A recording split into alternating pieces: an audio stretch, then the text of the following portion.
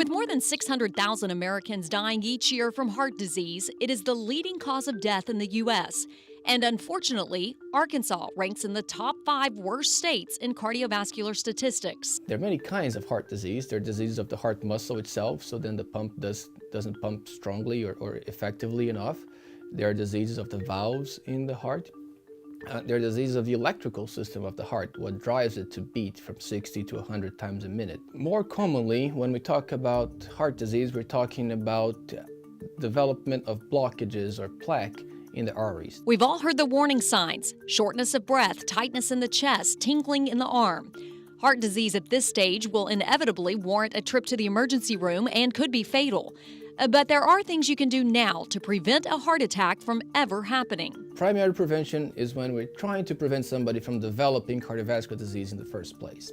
Secondary prevention is when somebody has established cardiovascular disease. Dr. Paishal says heart disease prevention begins with healthy lifestyle changes such as diet and exercise. The diet that has the best scientific evidence behind it, it's still the Mediterranean diet. So it's a diet that's heavy in olive oil, nuts, fruits, vegetables, whole grain products, fish, poultry, avoiding red meat, avoiding dairy products. As far as exercise, the impact may be even greater. Other primary prevention includes quitting smoking, reducing cholesterol, managing diabetes, and lowering blood pressure. Options for secondary prevention include medicine or surgical procedures. There's a lot we can do nowadays, but step one is to look for help, to see a doctor, which can be your primary care physician. You may potentially be referred to a cardiologist like me, and we'll usually recommend a global screening, something to really assess your burden of disease.